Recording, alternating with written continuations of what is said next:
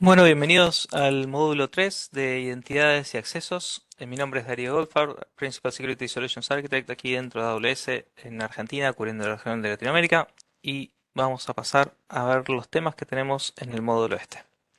Tenemos primero lo que es AWS IAM, vamos a hablar sobre el AWS IAM Identity Center, vamos a hablar sobre el IAM Access Analyzer, sobre Secrets Manager, Amazon Incognito y un nuevo servicio anunciado en re:Invent que es el Amazon Verified Permissions. Bien, primero dentro de la nube de AWS, ustedes pueden controlar granularmente quién puede hacer qué, en qué momento, en qué circunstancia, qué acciones le permito hacer y qué acciones no le permito hacer. Tienen un control de acceso granular y tienen la posibilidad de habilitar múltiples factores de autenticación, o sea, Multifactor Authentication. Es gratuito dentro de AWS el configurarle un Multifactor Authentication, más allá del token físico que compren. Si quieren configurar un autenticador virtual como un Google Authenticator, ahí no hay ningún problema, pueden utilizarlo tranquilamente y no tiene ningún costo. Pueden integrarse contra el repositorio de identidades de su preferencia, ya sea su propio Active Directory, que lo tengan on-prem o que esté dentro de la nube en un servicio gestionado de AWS o desplegado sobre una instancia. Tienen distintas opciones en cuanto a lo que es el single sign-on también con soluciones de terceros, con software as a service como Google para autenticarse. Hay distintas opciones ahí que veremos más en detalle. Buena práctica para lo que es la cuenta root. Sí, aquí hay un punto súper importante. Por favor, habiliten Multifactor Authentication para la root account. Sí, siempre asegúrense de tener Multifactor Authentication para la root account. Es un control sencillo de implementar y reduce significativamente el riesgo de tener un incidente. Tienen la posibilidad de utilizar hardware o virtual, como estuvimos diciendo. Es sencillo de configurar, pero hay que configurarlo uno por cada una de las cuentas. Toma menos de 5 minutos de configurar. Les pido que por favor se tomen el trabajo de hacerlo. Les recomiendo que eliminen el acceso por llaves, usar access keys dentro de lo que es la root account. Siempre la root account tiene permisos para hacer básicamente lo que quieran. Entonces, ahí como no tenemos least privilege, tenemos que asegurarnos de que no haya acceso programático a la root account, que no haya access keys que tengan la capacidad de hacer cualquier cosa dentro de la infraestructura de AWS. La recomendación es utilizar solamente la cuenta root para limitarse a las actividades administrativas que requieren el uso de root y no para otras cosas. Es decir, en el día a día estén utilizando usuarios del IAM Identity Center y no estén utilizando la cuenta root para acceder a la cuenta a hacer operaciones diarias. En ambientes multicuentas, lo recomendable es tener, por ejemplo, si tienen un control tower, que además de tener la root account con Multifactor Authentication en la cuenta principal, que en todas las cuentas miembro, en todas las cuentas hijo, digamos, de la organización, que tengan deshabilitado el root account. Por defecto, la contraseña viene como generada aleatoriamente, cosa de que no tengan ese root account, pero es recomendable que además de hacer eso agreguen una Service Control Policy para denegar todo tipo de acción desde las root accounts en cada una de las cuentas miembro. ¿Por qué digo esto? Porque si alguna persona tomara control de su servidor de correos, por ejemplo, y reseteara la contraseña de una cuenta root administrativa dentro de las cuentas de unos miembros, entonces podría loguearse con esa consola. Si no tiene Multifactor Authentication, no le va a pedir nada más. Con lo cual, la recomendación siempre es que, además de tener el Multifactor Authentication, que tengan bloqueado el uso de las cuentas root en cada una de las cuentas miembro. Solamente dejen en sobrado, ya sea en sobrado virtual o físico, el, la clave de la cuenta root de la organización principal, ¿sí? O sea, de la payer, y todas las otras deshabilítenlas. Bien, en cuanto a lo que es el acceso a consola programático dentro de la nube de AWS, cuando creamos un IAM user podemos utilizar, otorgarle ese acceso programático u otorgarle también el acceso a la consola utilizando un usuario y un password. Veremos luego que no se recomienda el uso de IAM users y access keys. Los IAM users son más bien para un acceso de emergencia, para un acceso en caso en el cual se me cayó el Active Directory, pero no deberíamos estar en el día a día usando IAM users porque son credenciales que no cambian hasta que alguien las cambie y típicamente pasa que los clientes se olvidan de rotar esas contraseñas a lo largo del tiempo y las contraseñas no rotadas a lo largo del tiempo presentan un riesgo.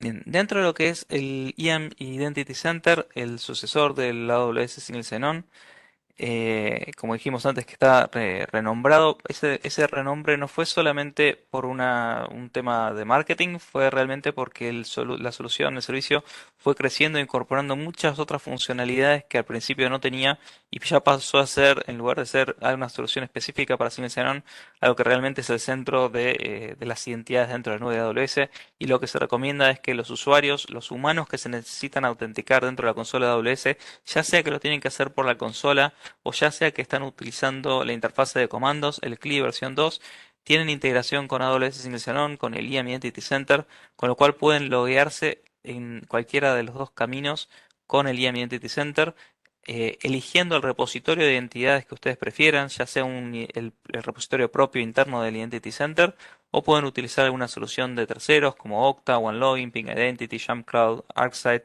y pueden utilizar opciones de Azure, Azure AD, o digamos como software as a service, o pueden utilizar un Active Directory que lo tengan on-prem utilizando el AD Connector, o pueden utilizar un Active Directory que esté desplegado dentro de la nube de AWS como un servicio gestionado de directorio. En cualquiera de estos casos, ustedes hoy en día tienen la posibilidad, ya hace un par de meses, de generar Customer Managed Policies, o sea, crear sus propias políticas y asignarlas a todas las cuentas. Tienen un control central multicuenta, o sea, a partir de aquí se van a loguear en un portal y van a poder aparecer logueados en cada una de las cuentas dentro de lo que es la organización. Con lo cual, fuertemente recomendamos el uso del IAM Identity Center. Las credenciales que otorga ese portal son credenciales temporales, es decir, además de tener como como si fuera un ID de un usuario y una contraseña, tiene un token, con lo cual la duración es minutos. Tenemos la posibilidad de ir rotando eso, minutos u horas, dependiendo cómo lo tengan configurado. Pero el efecto práctico es que en lugar de tener una contraseña que por meses no se cambia, esta es una contraseña temporal que aun si hubiera un malware que se lleva esa contraseña, para cuando la van a utilizar ya no es válida. Bien. El IAM Identity Center tiene esta nueva funcionalidad, si no me equivoco, hace 2 meses fue dada de alta esta funcionalidad que les permite crear sus propias políticas y luego importarla dentro del Identity Center como para que esté disponible esa política en todas las cuentas en las cuales necesiten acceder. Para comparar un poquito lo que es el IAM Identity and Access Management con respecto a lo que es el IAM Identity Center, el IAM tradicional de AWS es para una cuenta, o sea, los permisos que otorga son específicamente para esa cuenta. Las access keys que otorga un IAM user son permanentes, o sea, hasta que alguien no las rota, no saben, o sea, no cambian, ¿sí? Lo cual eso presenta un riesgo en el sentido de que si pasó mucho tiempo y no las rotaron, o si fueron comprometidas, si las metieron dentro del código, todo ese tipo de escenarios, a veces pasa que ponen access keys dentro del código, después la comparten en un GitHub y las access keys están dentro de ese mismo código que puede leer la persona dentro del GitHub. Entonces, es un problema, ¿no? Y los IAM users tampoco tienen integración nativa con el CLI, con la interfase de comandos, con lo cual la recomendación es siempre utilizar el IAM Identity Center, que va a gestionar la seguridad de todas las cuentas de un punto central, que les va a generar credenciales temporales y que les va a proveer también esa integración nativa con el AWS CLI. Entonces van a tener esa posibilidad de que los desarrolladores que usen la interfase de comando también estén aprovechando esta integración para autenticarse. ¿Sí? Veamos una pequeña demostración.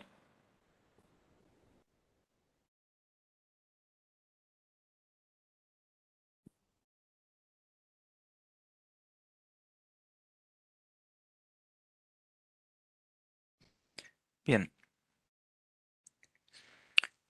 aquí vemos la consola del IAM Identity Center.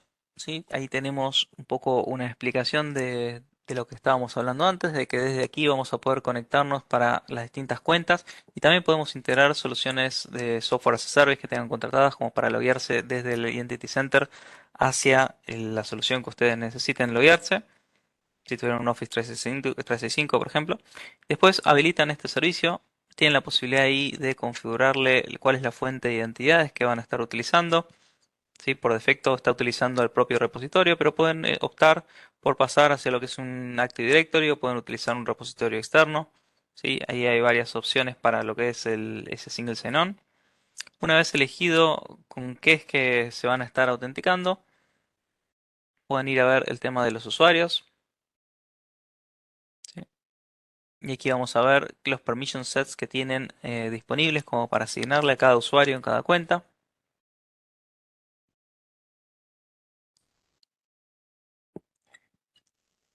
Y van a poder ver las distintas organizational units de la organización con cada una de esas cuentas, y para cada una de esas cuentas van a poder ir asignando usuarios o grupos a los distintos permission sets que tenemos. Por ejemplo, aquí vamos a seleccionar algunos usuarios y vamos a asignarle un permiso.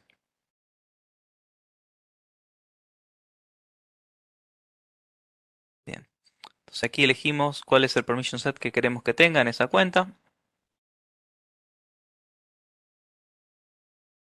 y aquí verificamos toda la información.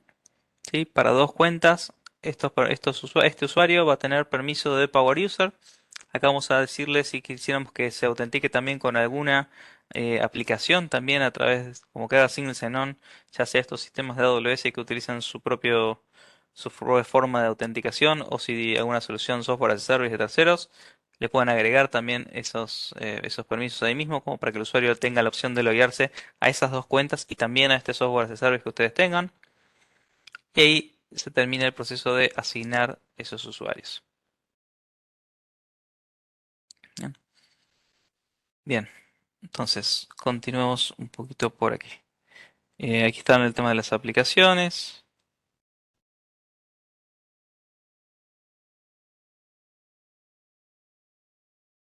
Bien, y pasamos a lo que son las políticas de IAM. Bien, dentro de las políticas de IAM hay que entender que siempre por defecto no tienen permiso a absolutamente nada. O sea, la decisión comienza con un deny. Se evalúan las distintas políticas aplicadas y se verifica si hay un deny explícito. Si hay un deny explícito, es decir, si hay un statement que dice deny, esto está denegado, entonces la decisión final es denegado. O sea, no importa si hay alguna otra política que diga allow, si hay un deny explícito en esa evaluación de las políticas, ya quedó completamente denegado. Si no hay ningún deny explícito, se va a fijarse a ver si hay algún allow explícito. Si hay una política que dice allow para ese servicio, para eso que está queriendo hacer, entonces se le va a otorgar ese permiso, y si la respuesta es que no, entonces va a llegar a una decisión final de no. Cuando hablamos de guardrails, como lo que son, por ejemplo, las Service Control Policies que mencionamos antes, o, por ejemplo, un Permission Boundary, que es otro tipo de límite que uno puede agregar, entonces, siempre va a estar restringiendo cuál es el permiso máximo efectivo. Es decir, uno tiene un permiso de ciertas cosas otorgadas, pero está limitado por el máximo permiso otorgado por esos guardrails. ¿Sí? Para que hay una pregunta en el chat antes que hablaba sobre el tema de guardrails. Guardrails son como las barandillas de las cunas de los bebés. Queremos darle la libertad al bebé que se mueva dentro de la cuna, pero no queremos que se caiga al piso. Entonces ponemos esas barandillas. Aquí es lo mismo, o sea, restringo el permiso máximo efectivo como para evitar que algún desarrollador se caiga de la cuna. ¿Sí? Bien. Personalizar dentro de lo que es IAM, la recomendación es siempre personalizar las políticas de acceso y tratar de llegar lo más cercano posible hacia lo que es el mínimo privilegio. Si las políticas de AWS están en formato JSON, si bien tiene una interfase visual que pueden utilizar, que está aquí para seleccionar cada uno de los servicios y las acciones que quieren permitir, sobre qué recurso y en qué condiciones, las políticas las van a notar que están como escritas dentro de un formato JSON. El principal es el quién, el efecto es si voy a hacer un allow o si voy a hacer un deny, si voy a permitir o voy a denegar. El action es cuáles son las acciones, y aquí puedo utilizar, por ejemplo, I am change password y explícitamente otorgar alguna acción en particular, o podría ser I am asterisco, ¿sí? Traten de evitar el uso de los asteriscos libremente, pero pueden hacer, por ejemplo, aquí S3 list asterisco, o sea, si le quiero dar un read only, list asterisco, get asterisco, es como que le estoy dando todo el read que quiero sobre este bucket en particular al cual está restringido.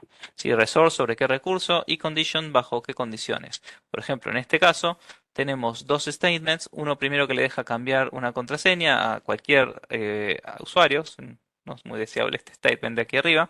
Y luego tenemos un segundo statement que dice básicamente allow y un read only sobre este bucket en particular de confidential data. Y aquí abajo vemos una condición cuando el multifactor authentication está presente. Esta condición afecta al segundo statement nada más. ¿Sí? Cada statement tiene su propio campo de condición. Aquí está el editor de políticas visual que les mencionaba. Y siempre pueden pasar al modo JSON del visual. En cuanto al principal, puede ser un que le otorguen el acceso anónimo, ¿sí? O sea, el asterisco. cuidado con eso. Pueden otorgar acceso a una cuenta en particular, a una determinada cuenta o a un grupo de cuentas.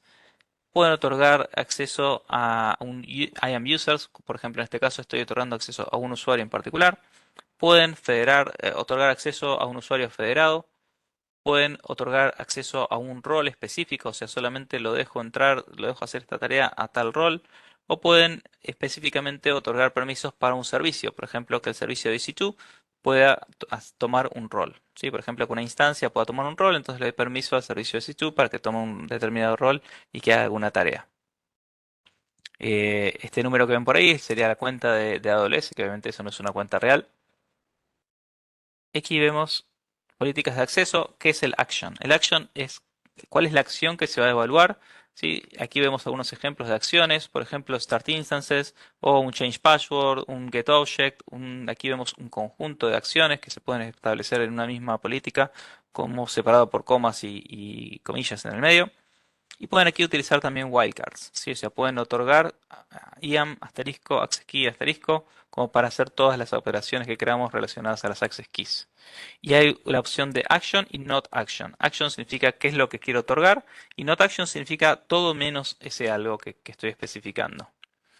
¿Sí? Aquí vemos, por ejemplo, para que se entienda el uso del not action, aquí hay una comparativa.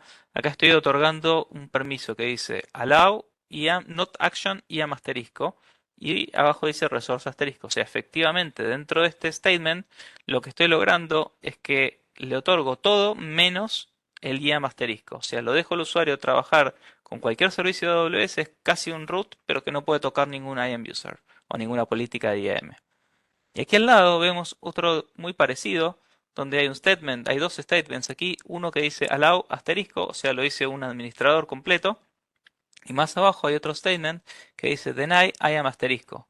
Entonces, y también resource asterisco. Entonces aquí lo que estoy logrando es poner también un bloqueo para que no pueda hacer ese IAM user, y recuerden que el deny precede a cualquier otro allow, con lo cual en este caso estaría siendo bloqueado el acceso a cualquier operación de IAM. La diferencia entre el statement de la izquierda y el statement de la derecha es que básicamente en este caso no hay un deny, entonces no es explícito. Como no hay un deny explícito, entonces si hubiera alguna otra política que le permita al usuario IAM asterisco, se podrían complementar. Y en el caso este, donde no hay otra, o sea, si hubiera otra política, quedaría denegada también porque hay un deny explícito. Es un poco la diferencia, ¿no? Si hay un statement adicional, ¿cómo va a cambiar en un caso o en el otro? Cuando hablamos de condiciones, ¿sí? ¿Cómo puedo restringir el uso de una política, algún acceso en base a una condición? A través de conditions. Conditions nos permiten restringir por tiempo, o solamente de 9 a 18, o solamente en tal día, o solamente de cuando vienes de tal IP, solamente cuando están utilizando un protocolo seguro cifrado y no si no están utilizando un protocolo que no sea cifrado, si el cifrado en tránsito, por ejemplo. Y todas estas condiciones tienen que cumplirse como para que la instrucción se considere verdadera y que tome efecto. O sea, por ejemplo, es útil para determinar cuando quiero que mis aplicaciones se conecten a las cosas que me pertenecen y que no se conecten a las cosas que no me pertenecen, las condiciones nos ayudan a armar este boundary, este límite sobre el perímetro. Es decir, las cuentas de mi organización, mis VPCs, mis aplicaciones, mis recursos, quiero que se conecten con mi data center, pero no quiero que las cosas que no me pertenecen, el resto de Internet o las cuentas de terceros, se conecten. ¿Cómo puedo hacer eso? Muy fácilmente con condiciones en políticas de IAM. Y aquí, siguiendo los principios de Zero Trust, vemos Identity, Resource y Network, tanto en la identidad como en el recurso y como en la red. Tenemos distintas condiciones que nos ayudan a limitar esos permisos. Por ejemplo, puedo decirle solamente te dejo entrar si viene un principal que pertenece a mi organización. Si es un principal que no pertenece a mi organización, entonces no lo dejo entrar por más de que todo el resto esté aceptable. Y aquí vemos, por ejemplo, una VPC Endpoint Policy donde pueden ponerle también este Principal or ID sobre la política de VPC. ¿Sí? Aquí tenemos sobre Service Control Policy, podemos limitar que mis aplicaciones no se conecten contra algún recurso que no pertenezca a mi organización, ¿sí? Que no haya algún tipo de error que les permita acceder a un dato que esté comprometido. Lo mismo aquí abajo, cuando queremos limitar a nivel networking, podemos poner Service Control Policies o podemos poner recursos por ejemplo, una política sobre un packet policy, donde estemos restringiendo que no se conecten a menos que vengan de una determinada IP, a menos que vengan desde alguna VPC en particular, o que estén pasando por un VPC endpoint, o que sea un servicio de AWS. ¿Sí? Podemos establecer estas condiciones. Hay un workshop que habla sobre el perímetro de datos, hay un blog post que habla sobre el perímetro de datos, y hay una charla que está dedicada a lo que es el perímetro de datos que también les compartimos aquí dentro de estos QRs. Pueden entrar y ver en particular el tema de perímetro de datos en más detalle. ¿Sí? Bien. Ahora veamos las estrategias para gestionar los permisos a escala. Lo ideal siempre es ir hacia least privilege. Sin embargo, el camino hacia least privilege a veces requiere un tiempo que no tenemos porque tenemos que salir a producción. Entonces hay un camino donde no siempre podemos llegar a salir con least privilege como uno quisiera desde un primer momento, más que todo cuando los desarrolladores no tienen bien claro qué es lo que necesitan.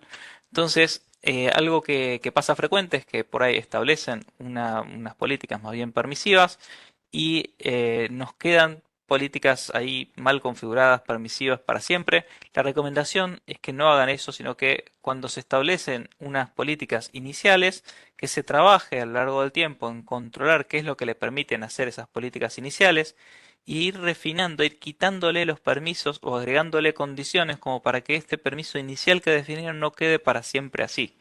Es decir, que reduzcamos el riesgo a medida que pasa el tiempo quitando esos permisos adicionales que no están usando o que no son convenientes que tengan.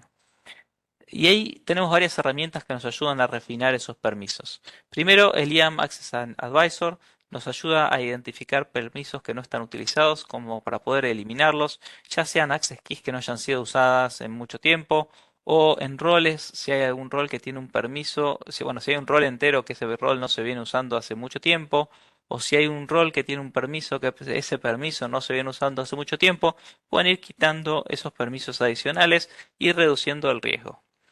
Otra posibilidad que tienen para ir reduciendo el riesgo es el uso del IAM Access Analyzer. El IAM Access Analyzer es un servicio gratuito que está dentro de la consola de IAM y les permite identificar cuando hay alguna política que otorga acceso hacia un principal que se encuentra fuera de su organización. Si tuvieran una sola cuenta, también pueden configurarlo a nivel cuenta, pero lo que tiene más valor es cuando tienen toda una organización el identificar cuando hay alguna policy que otorga un permiso a un principal los ayudaría a detectar, por ejemplo, si hay un packet que puede ser leído por un ex empleado que se dejó alguna política que dice que su cuenta personal de AWS lee ese bucket. Entonces, el EMAX Analyzer los ayuda a detectar dónde es que hay una política que permite el acceso a un principal. Una pregunta frecuente es cómo se relaciona esto con un Guarduty, por ejemplo, que vamos a ver más adelante, donde va a detectar que alguien, tal vez viniendo desde la red de Tor, se conecte a un bucket, ¿sí? Cuando está entrando de la red de anonimización que se conecte a un bucket. Aquí esto es preventivo, esto estaría dentro de lo que es el Identify del NIST, en el sentido de que es antes de que ocurra. No es cuando el principal está entrando del bucket que detectamos esto, sino que detectamos esto cuando hay una policy que permite a un principal que está fuera de la organización hacer alguna acción sobre estos buckets. Sí, digo estos buckets como un ejemplo, pero la realidad es que no es para buckets únicamente, también es para distintos tipos de políticas de recurso, como llaves de KMS, colas de SQS, el uso de el poder asumir un rol desde afuera, que no quede un IAM role con administrator y un principal de fuera de la organización que se puede asumir ese rol porque básicamente está teniendo administrativo dentro de la cuenta. Funciones de lambda, sí que no hayan dejado alguna lambda que les cree un usuario, por ejemplo, y que la puedan ejecutar desde afuera. Secrets Manager, y aquí vemos, hay varios otros servicios que se adicionaron a lo largo del tiempo dentro de lo que es el IAMAX Analyzer, que fue creciendo en cuanto a lo que es el soporte de más políticas que está analizando para avisarles cuando hay algo que está para afuera compartido.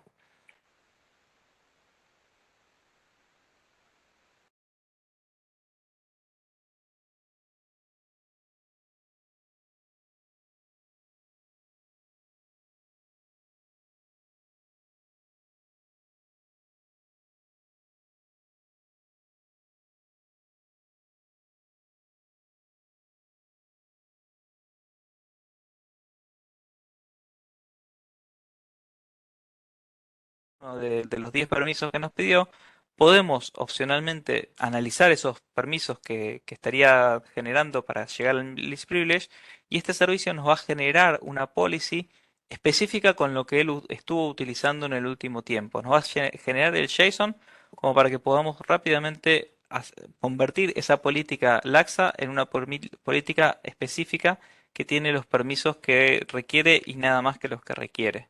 Si se puede validar con el desarrollador que creó ese rol, si esa información que tienen ahí otorgada, o sea, si tienen algún permiso adicional otorgado que no lo usaron en los últimos 90 días y lo necesitan mantener porque tal vez es algo que hacen cada 6 meses, entonces se le puede agregar a esa política, pero pueden ayudarse esto puede ayudarlos a refinar esas políticas. Bien, perdón, vamos a ver, quiero validar. Ahí se cayó la conexión, ¿me ven? Sí, perdón.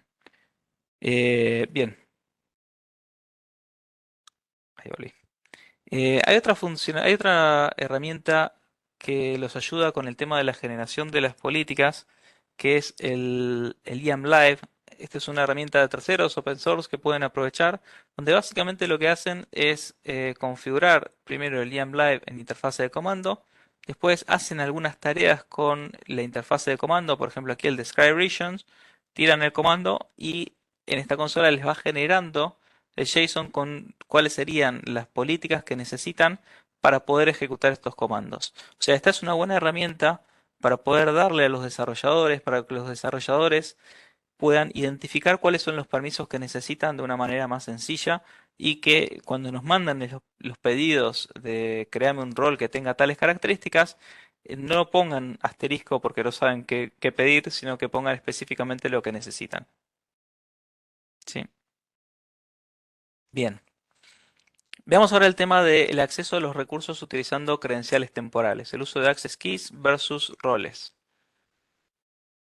Bien, las access keys, primero, ¿qué son las access keys? ¿Sí? Las access keys son credenciales duraderas, pueden ser utilizadas por defecto desde cualquier lado, es decir, si no tienen una condición que restrinja de dónde vienen, alguien que puso una access key, la embebió dentro de un código, la compartió hacia afuera en un GitHub público y cualquiera que está en ese GitHub público puede leer esas credenciales, entonces puede tomar esas credenciales y usarlas para loguearse desde otro lado.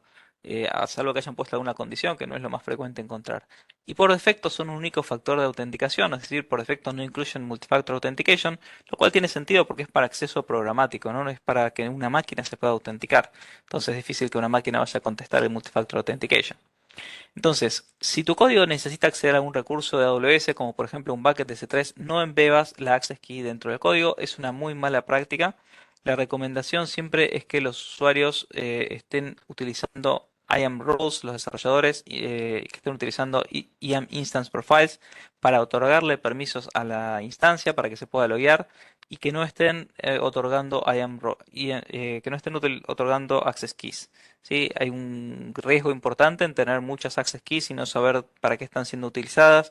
Las access keys requieren un esfuerzo para rotarlas, porque uno cuando las va a rotar tiene que tener la precaución de que tal vez esté generando un impacto en algún aplicativo. Hay que rotarlas con un control de cambios, una ventana de disponibilidad, hacer las pruebas, deshabilitarla, crear una nueva, asignar la nueva y después al día siguiente cuando vieron que no hubo ningún problema, ahí recién eliminar la llave vieja. La recomendación es evitar ese tipo de cosas, ¿no? O sea, siempre tengan presente que cualquiera que tenga acceso de lectura al repositorio de código va a poder ver esas credenciales y usarlas desde alguna interfaz de comando fuera del código, con lo cual la recomendación es no utilizar estas access keys, eviten al máximo el uso de las access keys. Y tengan presente que uno a veces escucho que me dicen, no, no tengo las llaves hardcodeadas dentro del código, las access keys no están en el código, están en un archivo de configuración. Ajá, ¿y dónde está ese archivo de configuración? Y junto con el código. Bueno, entonces es exactamente lo mismo, realmente no cambia nada. Si ese archivo de configuración va a estar dentro del mismo, en una carpetita dentro del mismo código, es lo mismo que si estuviera embebida dentro del código a nivel de que cualquiera que tenga acceso al repositorio se va a poder llevar esos datos. Entonces, evitemos ese tipo de cosas, ¿sí?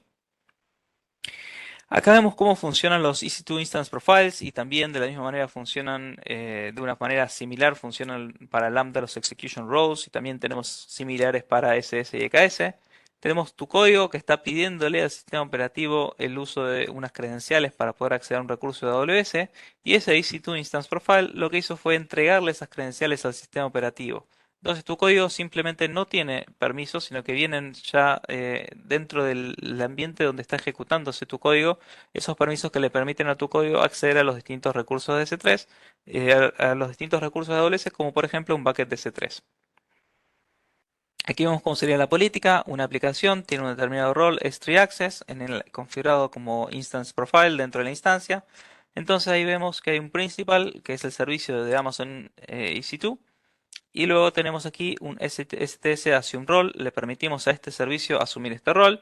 Y luego tenemos dentro de lo que es la Access Policy, qué es lo que le damos. ¿Sí? Aquí el Trust Policy es en quién confiamos para que pueda asumir este rol. Y en la Access Policy tenemos qué le damos a este rol. ¿Qué le damos? Un allow de S3GetObject, y aquí en recursos asterisco. Esto sería deseable solamente si tuvieran la cuenta dedicada para esta aplicación. Si tuvieran otras cosas, por ahí sería conveniente acá que especifiquen sobre qué bucket le van a dar permisos, ¿no? En general, siempre sospechen de cualquier cosa que tenga un asterisco dentro de las políticas, que tal vez lo hicieron sin demasiada conciencia. I am Roles Anywhere. Si tuviera una carga de trabajo que estuviera fuera de AWS, por ejemplo, si estuviera en una nube híbrida, en algún escenario en el on-prem, o si estuviera en alguna otra nube, o si estuviera fuera en una aplicación software as a service y tuvieran que dar un permiso de acceso a algún recurso de AWS, entonces lo que pueden utilizar es IAM Roles Anywhere, que utiliza una PKI, una infraestructura de, digamos, de certificados, para poder otorgar esa relación de confianza, y en esa relación de confianza está el tema de credenciales temporales, donde digamos, a través de esa relación de confianza generan credenciales temporales y utiliza roles existentes, lo cual les da mayor seguridad porque son roles temporales, y también simplifica el día de mañana cuando lo mueven, lo migran a la carga de trabajo a la nube, que ya está utilizando roles, entonces es menor el cambio que tengan que hacer sobre sobre la infraestructura. Bien, veamos algún punto adicional. ¿Qué hacemos cuando tenemos una credencial de acceso a un recurso que usa credenciales duraderas? Por ejemplo, tenemos una base de datos en Amazon RDS, o tenemos un software as a service que está utilizando una API key, y típicamente los desarrolladores a veces dicen, bueno, lo pongo dentro del código porque esto es una credencial duradera, no puedo utilizar IAM Instance for Files. Bueno, la recomendación no es eso, la recomendación es, por un lado, no guardarla dentro del código, y por otro lado, rotarlas a lo largo del tiempo, para minimizar ese riesgo de que si alguien logró llevarse esa contraseña de la base de datos, cuando la intente utilizar ya no exista esa contraseña. Para eso lo que pueden hacer es, bueno, y tengan presente que a medida que pasa el tiempo, las credenciales van incrementando su riesgo de haber sido comprometidas, y todos los equipos de seguridad tendrían que poder rotar las contraseñas en cualquier momento ante una mínima sospecha de compromiso sin afectar producción. Entonces es importante que estén utilizando servicios donde esa contraseña quede almacenada por este servicio, y que se puedan ir rotando. Por ejemplo, utilizando AWS Secrets Manager. Secrets Manager les va a permitir gestionar contraseñas, llaves y otros secretos. Las contraseñas van a ser almacenadas en modo seguro, van a tener la integración con AWS Lambda como para poder rotar las contraseñas automáticamente. Van a tener el control de las distintas versiones que tuvo la contraseña dentro del Secrets Manager, o sea, podrían volver atrás si tuvieran un problema. Tienen políticas de acceso refinadas a las distintas contraseñas a través de policies para poder acceder a los secretos. Tienen el almacenamiento cifrado, como dijimos, y hay un registro de vigilancia dentro de lo que es cualquier operación que se realice, va a quedar documentada dentro de CloudTrail. Veamos cómo funciona. Aquí tenemos tu código está pidiéndole al sistema operativo algo. ¿Qué le está pidiendo? No le está pidiendo acceso a la base de datos, ¿sí? Porque esto requiere un password, sino que le está pidiendo al sistema operativo es el permiso, esas credenciales que le otorga a través de un EC2 Instance Profile, que ese permiso que le está otorgando es para poder hacer una consulta al Secrets Manager y traerse las credenciales de la base de datos, y luego establecer la conexión contra el motor de base de datos. Si la contraseña cambiara de la base de datos porque Secrets Manager rotó automáticamente la contraseña, tu código hace un retry, ¿sí? Se conecta con Secrets Manager, se trae de nuevo la contraseña nueva y puede establecer nuevamente la conexión contra la base de datos.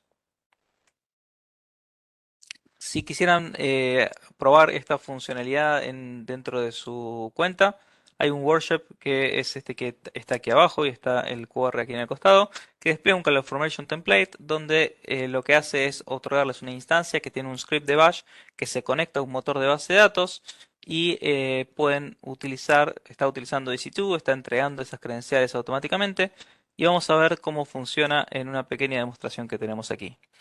Entonces nos generó una base de datos en RDS y nos dio ese CloudFormation template, un stack, aquí nos da como salida el usuario y la contraseña de la base de datos. Entonces vamos a Secrets Manager, creamos un nuevo secreto, le configuramos que va a ser una credencial para una base de datos que está en RDS, le ponemos la contraseña, le ponemos el usuario de la base de datos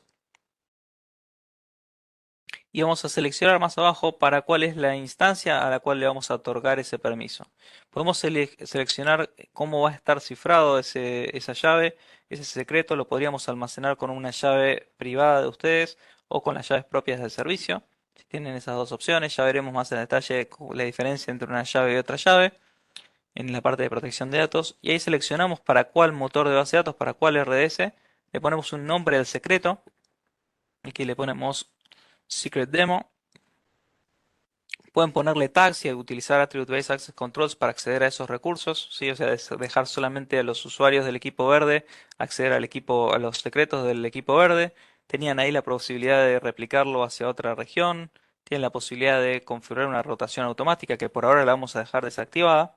Y tienen la posibilidad de aquí de tomar un ejemplo de código que tiene esa llamada al getSecretValue, ¿sí? Que se trae esa contraseña desde el secreto. Entonces ahora lo que vamos a hacer es ir a utilizar este secreto que acabamos de crear. Vamos a irse a una instancia de EC2. En esa instancia tenemos aquí configurado un par de scripts que genera el CloudFormation template automáticamente. Nos vamos a conectar con esta instancia utilizando Session Manager, que es lo recomendado. Ya lo veremos más adelante también. Bien, y aquí tenemos la interfaz de comandos. Dentro de la interfaz de comandos lo que hacemos es conectarnos. En particular, aquí en esta carpeta tenemos dos scripts. Uno que es Old Way, la forma vieja de conectarnos, hardcodeando las credenciales. Y un New Way, que ese New Way está utilizando Secrets Manager para traerse el secreto. Y luego de traerse el secreto lo utilizamos. ¿Sí? Entonces, en el caso de hacerlo con Old Way, nos podemos conectar perfectamente porque todavía no le configuramos la rotación automática. ¿Sí? Y ahí funciona todo sin ningún problema. Ahora, cuando vamos más adelante, sí, aquí avanzo un poquito, cuando vamos al secreto y le configuramos una rotación, entonces acá nos va a decir, ¿querés habilitar la rotación automática? Le vamos a decir que sí, le vamos a decir qué tiempo. Tengan presente que ese tiempo no significa que va a esperar 30 días antes de rotarlo, sino que lo va a rotar hoy y en este momento y después lo va a rotar también cada 30 días, pues no sabe cuánto tiempo tiene previo la rotación. Esa es una pregunta de certificación, by the way, aprovecho para contarles. Entonces creamos esta rotación automática. Cuando se manda a rotar este secreto, en ese momento se planifica la rotación. ¿Sí? Cuando se configura la rotación automática, se planifica una rotación en ese momento. ¿Sí? Y aquí nos dice, va a volver a cambiar cada 30 días. Aquí está la función que vamos a estar utilizando para rotar esa contraseña. ¿Sí? Y aquí, si vamos a CloudFormation, vamos a ver un stack específico que creó el Secrets Manager, que es la función donde nos va a rotar la contraseña. Todo eso lo hace automáticamente el servicio. Y después, cuando venimos a la consola y tratamos de ejecutar ese mismo comando de la forma vieja, vamos a notar que la forma vieja de conectarnos a la base de datos con las credenciales hardcodeadas no funciona porque la clave cambió, el acceso está denegado, y cuando vamos a hacerlo con la forma nueva, utilizando las credenciales, especificándole aquí cuál es el secreto que tenemos, lo que hace es conectarnos sin ningún problema. ¿Por qué? Porque tiene la última clave, el Secrets Manager, que se la pasó, con lo cual pudo conectarse sin ningún problema a esta base de datos. ¿Sí? Bien.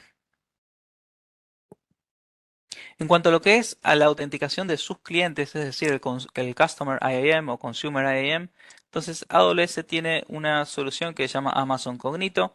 que les facilita lo que es la autenticación para sus aplicativos. Aquí, si tienen un usuario y si tienen una aplicación que necesita autenticar, lo recomendable es que no esté autenticando contra una base de datos y menos contra una base de datos de tipo SQL. Sí, hay muchos distintos tipos de herramientas de distintas formas de atacar bases de datos, autenticación que estén basadas en bases de datos en SQL, SQL Injection, etcétera. Entonces la recomendación es utilizar servicios de seguridad para autenticarse. La ventaja que les va a otorgar el uso de Cognito, más allá de su eficiencia en costos, es que tiene la autogestión de las contraseñas, las tareas para registrarse, para integrarse con terceros como logueate con Facebook o con tal organizational, con algún OpenID Connect. Entonces, es sencillo, el me olvidé la contraseña ya está integrado ahí, tiene como una interfase para que puedan hacer todo esto fácilmente y está integrado con el AWS WAF, con lo cual también le pueden poner límites a si viene de una IP maliciosa, entonces que no pueda acceder. ¿Sí? Aquí hay bastantes opciones que tienen con respecto a lo que es eso, seguridad dentro de este tipo de herramientas. Entonces veamos un pequeño esquema para entender qué conviene usar en cada uno de los casos. En autenticación, autenticación de máquinas o scripts o procesos desatendidos, o sea, cuando no son humanos los que estamos logueando, la recomendación es el uso de IAM roles, ¿sí? O si estamos fuera de AWS, el uso de IAM roles anywhere, o sea, no access keys. Y si vamos a autenticar personas, la recomendación para empleados, ¿sí? Empleados o contratados o cualquier término, digamos, pero que estén bajo su control, el uso del IAM Identity Center, véase no IAM users, ¿sí? Solamente IAM users para casos de emergencia, no para el día a día.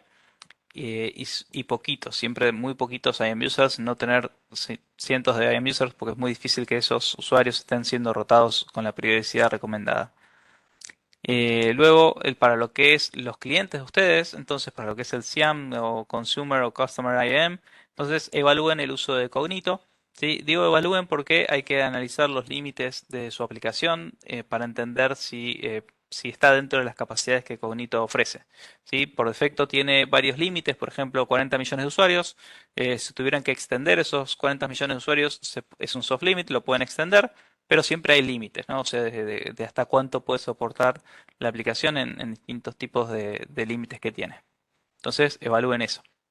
Y ahora el nuevo servicio que fue anunciado dentro de Reinvent es el Amazon Verified Permissions. Este es un servicio que les permite hacer una autorización externa de la aplicación, es decir, que la aplicación en lugar de tener hardcodeado dentro del código de la aplicación la lógica de seguridad, pasamos a decirle a la aplicación que le pregunte al servicio Amazon Verified Permissions si lo autoriza o no lo autoriza a hacer algo, y el equipo de seguridad desde la consola de administración de AWS establece esos permisos dentro del servicio. Entonces, esto nos ayuda a desacoplar la aplicación de las reglas de seguridad. Y si el día de mañana las reglas de seguridad cambian y queremos implementar que ahora solamente los dejo entrar a esta aplicación si tiene instalado el agente de anti-malware o si quiero agregarle una condición adicional que solamente los que pertenecen a este determinado grupo o solamente si se loguearon con Multifactor Authentication o solamente si pasó tal condición. Todo ese tipo de reglas las vamos a poder implementar dentro de Amazon Verified Permission sin modificar el código. Esta es la gran ventaja que tenemos. O sea, no va a ser sencillo de desplegar este tipo de soluciones para código existente y empezar a cambiar todo el código que tengan de una organización muy grande, pero sí es muy útil para una aplicación nueva que van a desarrollar, que empiecen a desarrollar utilizando Verified Permissions de modo tal de que la gente de seguridad tenga ese acceso a controlar esas contraseñas, perdón, no esas contraseñas, esos criterios para autorizar o no autorizar de modo aislado a la aplicación. Que la aplicación se desentienda del tema de la seguridad, que le pregunte a Verified Permissions si lo deja o no lo deja. Hay una sesión de Reinvent que habla bien en detalle sobre este tema, ¿sí? Y básicamente lo que nos va a hacer es ayudarnos a externalizar esos permisos finos, granulares, nos va a ayudar a crear aplicaciones más rápido porque no tienen que meterse en todo este tema de seguridad la gente de la aplicación, nos va a ayudar en soportar arquitecturas de tipo Zero Trust, nos va a ser sencillo integrar al proveedor de identidades actual, vamos a poder simplificar las auditorías porque en lugar de tener que ir a buscar dentro de todos los repositorios de código quién puede acceder a qué, vamos a poder ver en un punto central, en un servicio de AWS, quién puede acceder a qué, con lo cual es el mundo feliz para los auditores. Van a simplificar lo que van a poder identificar cuando hay permisos excesivos o cuando hay permisos amplios con mucha facilidad. Y aquí tenemos abajo un blog post que habla sobre este tema también. Sí, les recuerdo que las presentaciones van a estar siendo compartidas dentro del canal de Slack, en el canal en particular que se llama Eventos. ¿Sí?